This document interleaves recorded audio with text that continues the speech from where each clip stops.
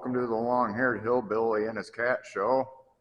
Now, standing here behind me is my 4020 repower, and it's just about done. What I've got going on here today is my old man was working on putting in the intake tubes.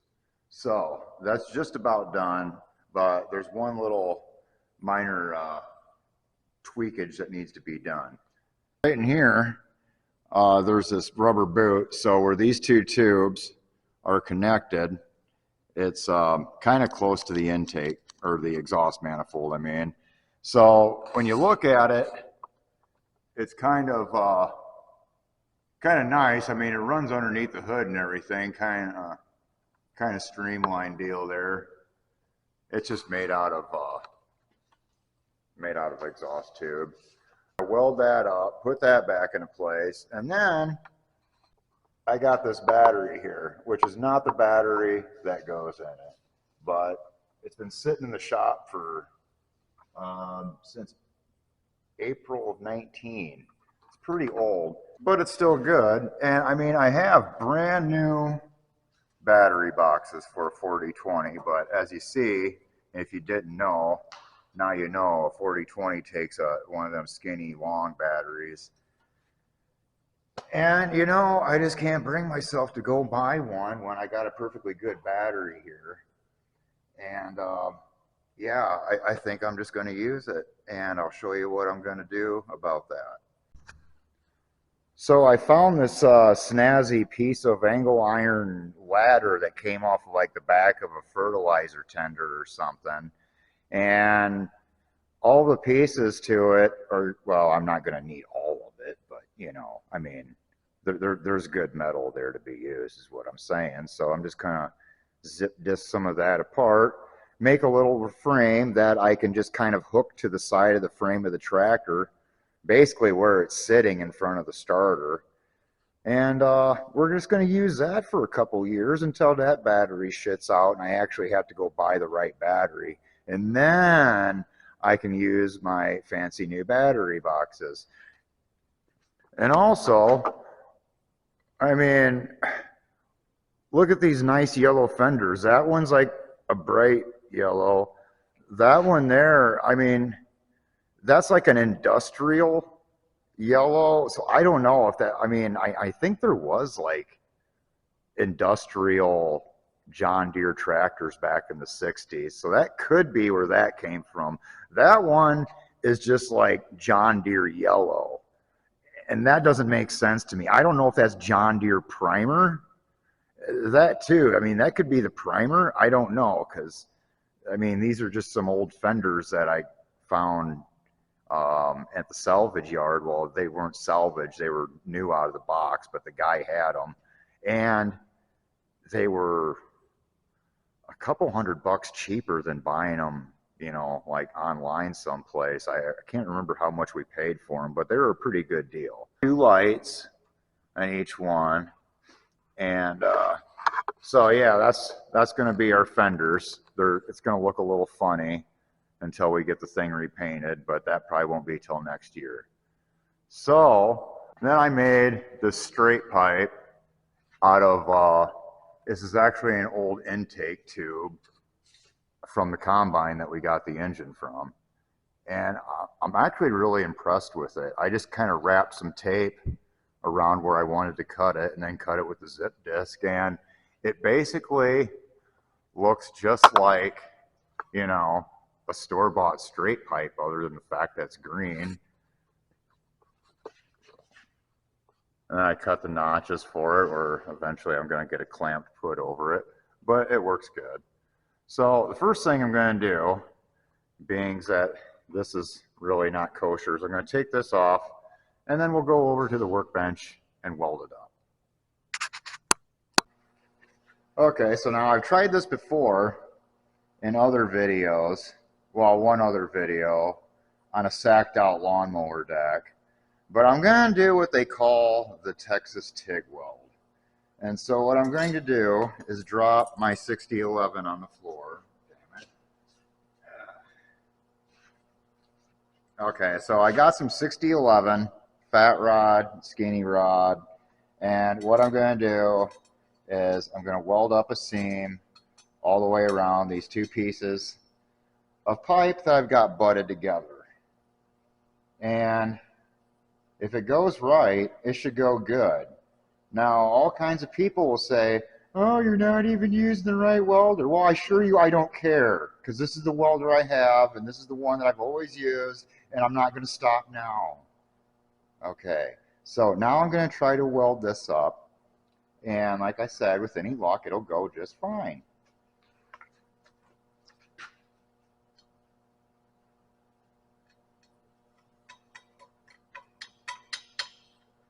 Now, I probably forgot to hook up my ground because this is all painted, and I might have to run it here.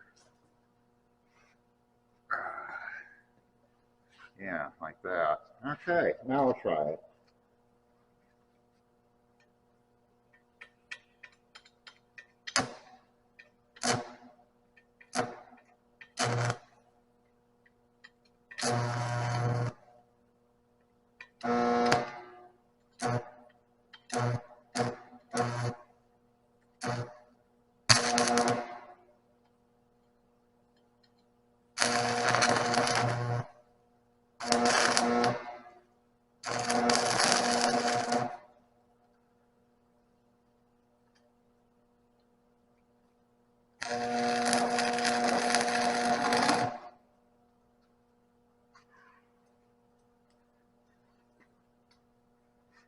Now I see I already burnt through it. Son of a bitch. Maybe I should be using two small electrodes instead of one big one and one little one. Maybe that's what I'm doing wrong. I should have practiced first. Oh well.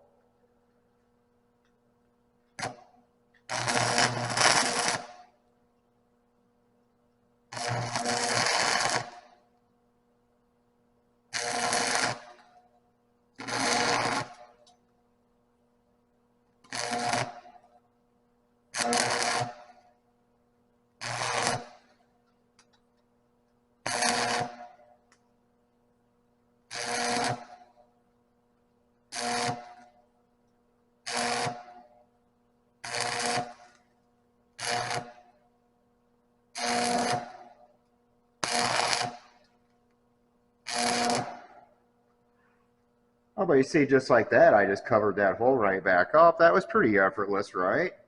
See? I almost know what I'm doing.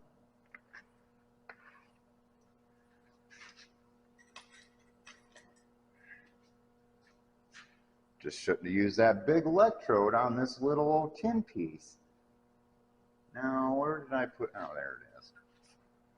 Oh, this paint stinks.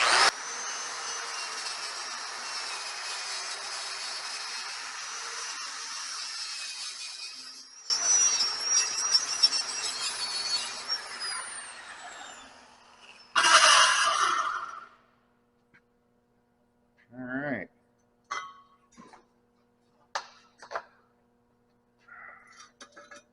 I'll tack up the other side.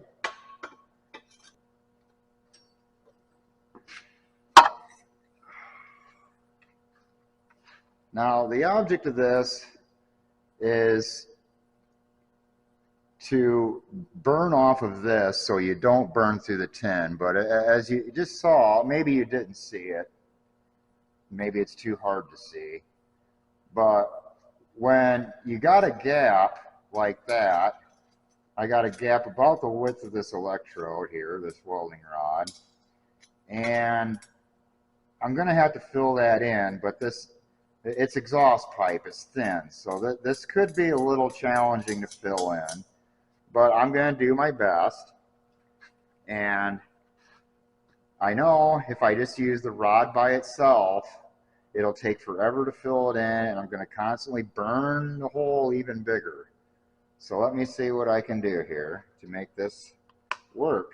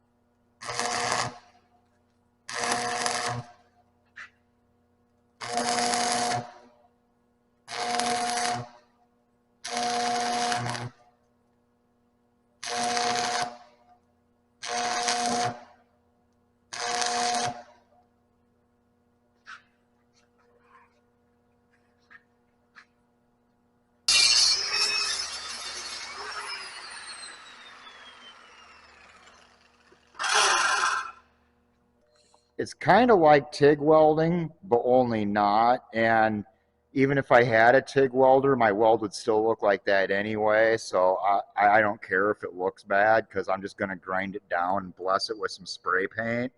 So I'm pretty sure that's going to hold just fine once I get it welded all the way around. But, you know, the moral of the story is, you know, you don't have to be fancy to be a fancy welder. I know farmers that can't even weld at all. And that's the thing. Farmers aren't supposed to know everything. We're kind of like jacks of all trade, master of none. Except for farming. Of course, then again, there's some farmers that are bad at that too. All right.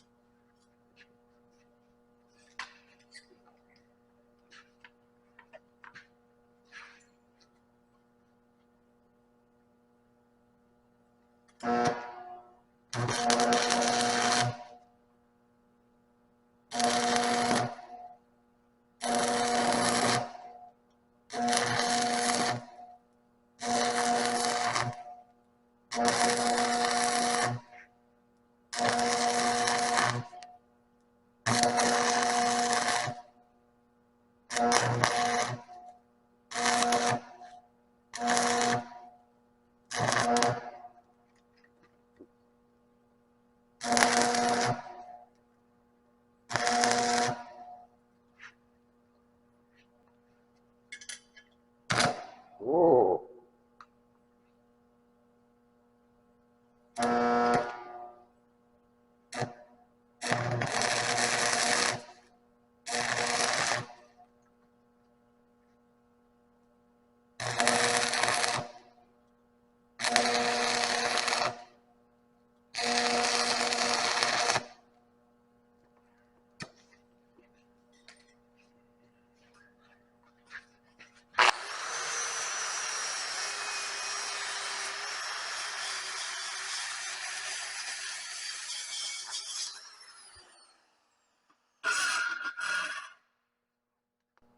All right, we're only what, a couple minutes into this, and see, we're almost done already. I only got about, oh, I don't know, an inch to go, inch and a half.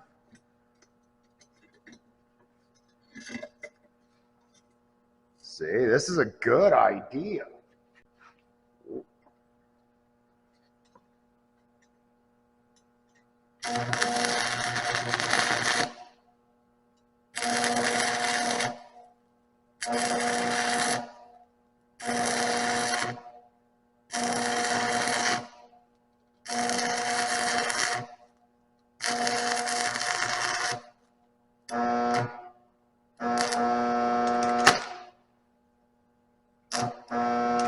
Oh, come on.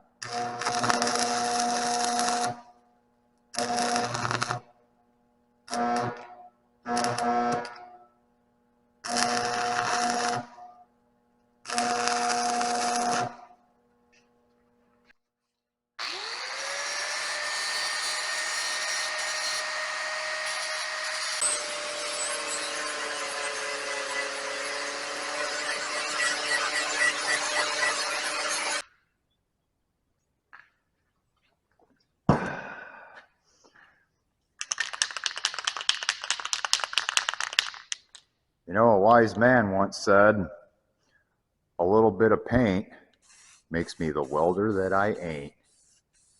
Look at that. Whew.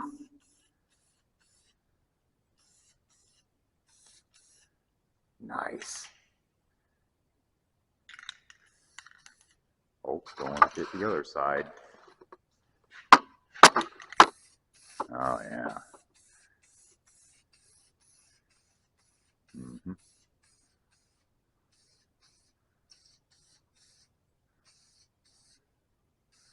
Man, get another coat on there and you won't even notice it all. It'll be so thick. All right, well, I'll let that sit and dry and we'll put it back on.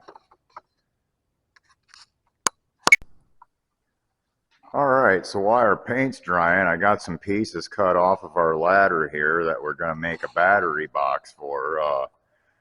See, we got, what was it, 7 inches by 13 inches.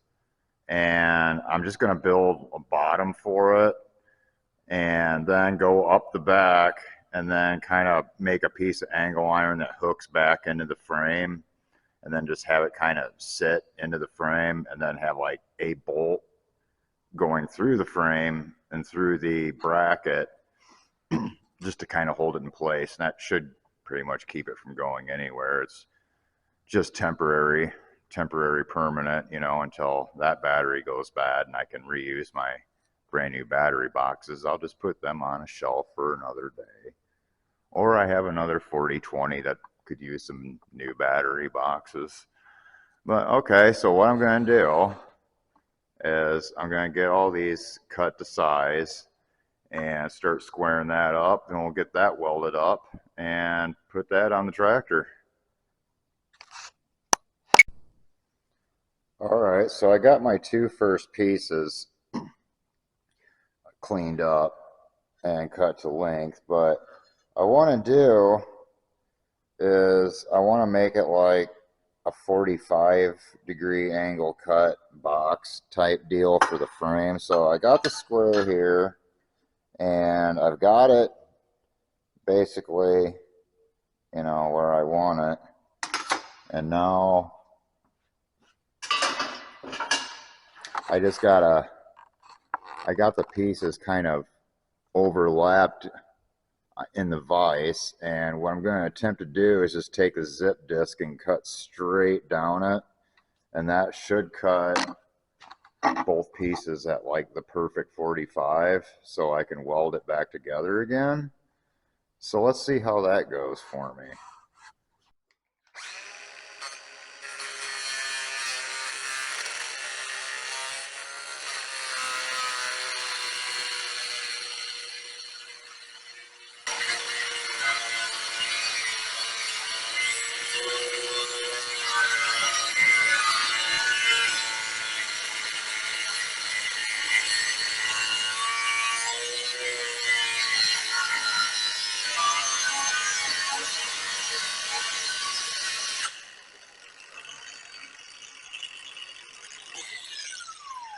I'm thinking it would have been easier if I would have had it facing towards me and not away from me.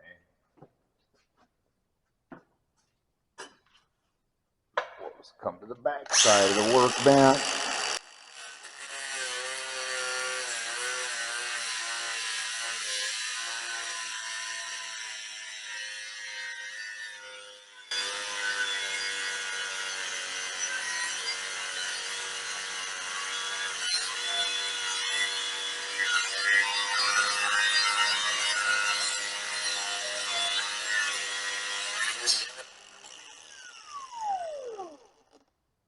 All right, I'll see if this works or not. I feel like this piece needs to be down more. I mean, yeah, I mean, that's not bad.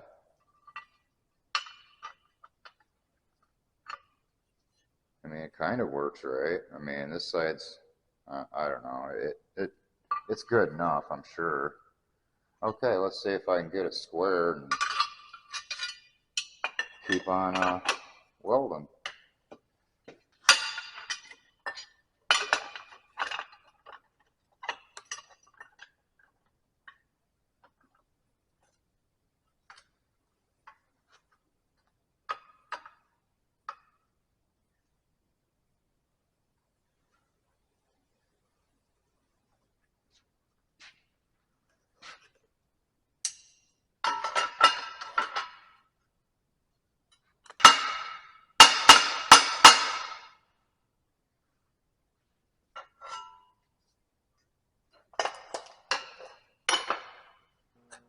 around over here.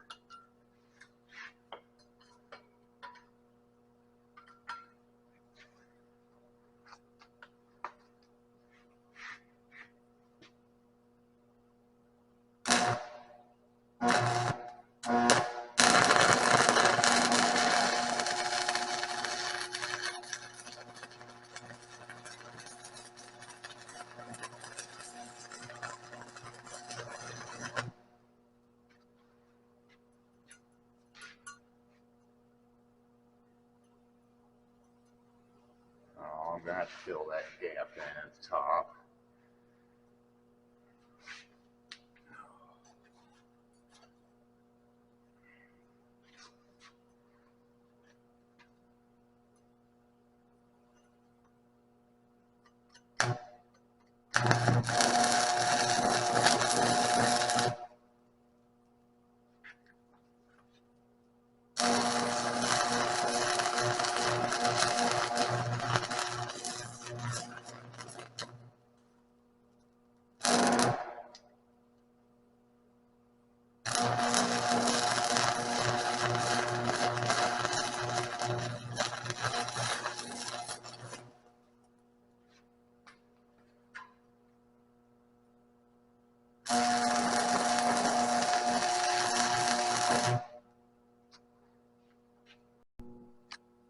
All right, I got the first weld done, and that's looking pretty good. It's still square after I welded it and everything.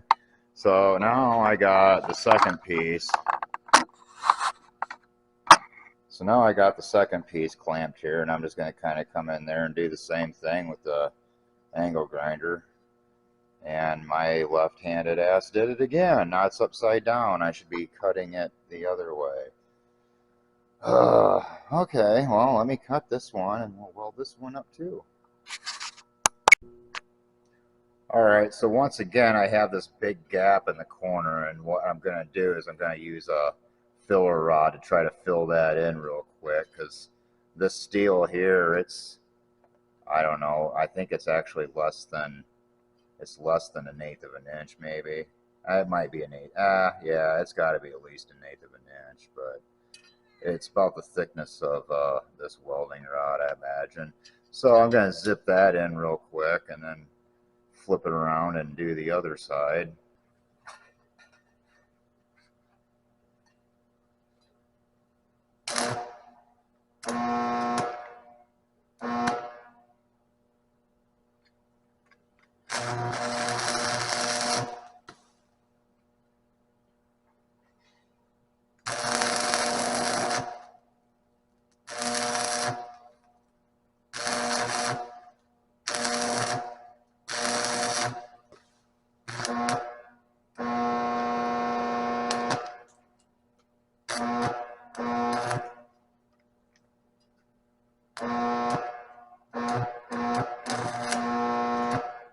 Oh yeah, I keep forgetting about that. Doesn't ground out very good there.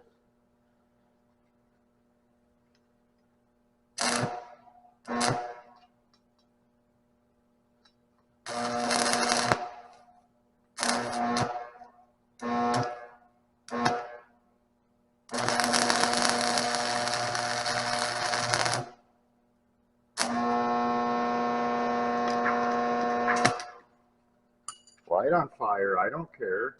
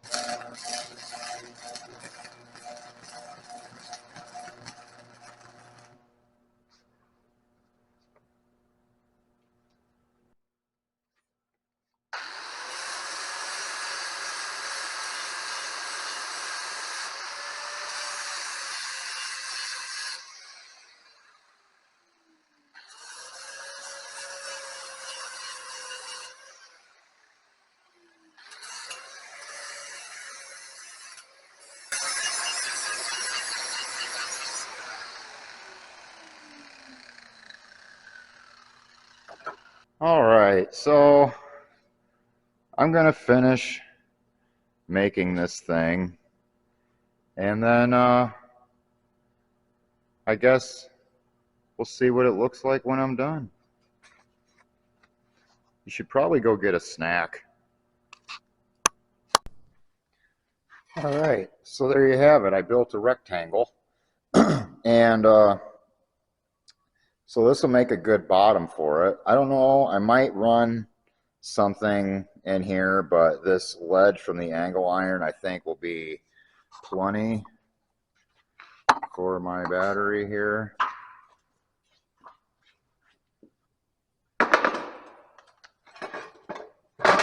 Oops.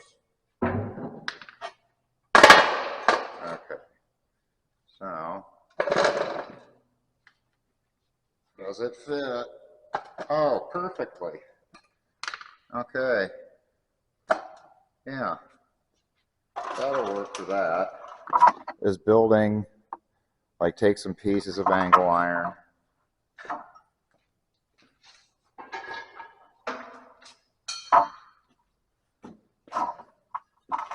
and take and do something like this, have some pieces welded, and then come back to on here somehow, and then have a piece that goes over and hooks into the frame.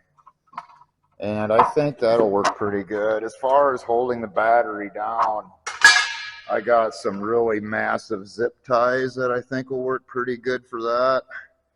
So I'll finish putting all that together and yeah, let you know how that goes. All right, so I got a back and my bracing on. So I pretty much got a nice little box for my battery to sit in. Now I just need to make it stay on the tractor. And now what I'm thinking for that is if I have a piece of angle iron, hook in the back of the frame right here, and then take and weld that to it. Then I should have a pretty kosher battery box. Once it's in there, it's probably not going to go anywhere. But what I'm thinking is I'm probably just going to zip a bolt. See, like right here, there's a hole. So if I drill a hole through this and then line it up and just stick one bolt in there, really, I mean, it would have to come back out of this rail, and that's not going to just slide out of there. So I think one bolt will hold that in, and I really don't have to modify anything on the frame rail or anything like that. So I'm going to weld that together real quick, and then all we got to do is bless this project with some spray paint, because, you know, we got to hide my crappy welds. My God, what am I even doing making a video about welding for? Oh, how dare I? There. Now, you know, I'm going to have to say I'm pretty satisfied with that. Now, my weld should hold. I know I'm not a good welder by any means. That's all I can do is make fun of myself while I do it. Because, you know, I mean, if you can't be good at something, at least have fun being bad at something. So, I think this is going to work out just lovely. So, also what I've done is while I was waiting for my paint to dry, I installed the intake tubes, and now that spot that I welded right there, that doesn't look too bad now next to that exhaust manifold. I think that's going to work out just fine and dandy. Now I know these 90-degree bends ain't the most ideal thing, but you know, This engine is rated, well, it should be set for about 145 horsepower. This power shift transmission, it ain't really supposed to handle more than, oh, maybe 120, 125 to be safe.